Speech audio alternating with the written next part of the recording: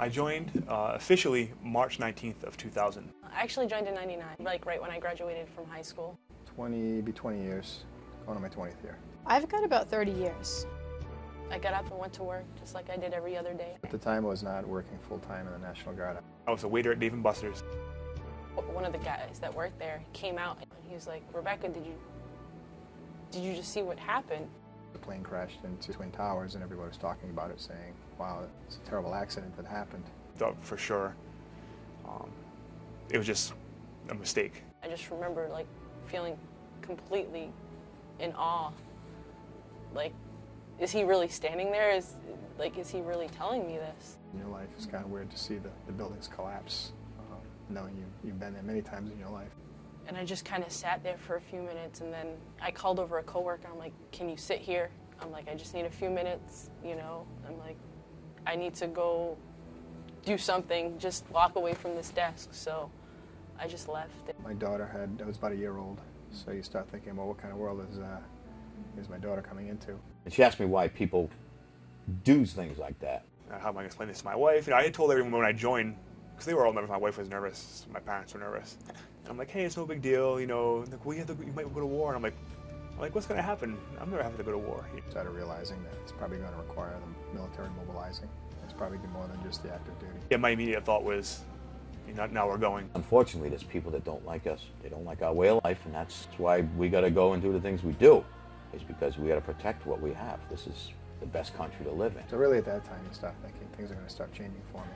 And I get the phone call from my unit saying that we're being activated, and so it's just kind of crazy and hectic, and you don't really have time to think about what's actually happening, and you just kind of go. It's just kind of instinct. I deployed 3 times. I deployed in 2005 to Iraq. Afghanistan once, Kuwait twice. I started thinking, I wonder when it's going to be my turn. Now, my turn came up about 12 months later. It really moved quick after September 11th. I stepped up for somebody else. Him and his wife were having a baby. That's when it like kind of hit me, and I realized this is really happening. This is for real. Well, landing there, it was really like dropping into the Wild West. Get to Iraq and people are shooting at you. Your heart just races. Different cultures of the world see things much differently than we do. And in a way, I almost think that's a little bit arrogant of us to think that we could just walk into a country and everybody would get along and it would be peaceful. They absolutely did not want us there. You know, they were very resistant. Every time we go out, pretty much we were getting shot at. And you kind of get used to the fact that mortars and bombs are going off all around you all day long, and you just kind of go about the flow. Start to become almost everyday occurrence, and you just hope it's not your time. It's sad in a way, but you almost become numb, like, to everything that's going on. Like, after a while you're not so scared of, you know what's gonna happen, so you're just kind of like, okay, now, you know, it's more like, let's get them before they can get us. We were there when the Iraqi election, seeing democracy start up, that was pretty wild to see.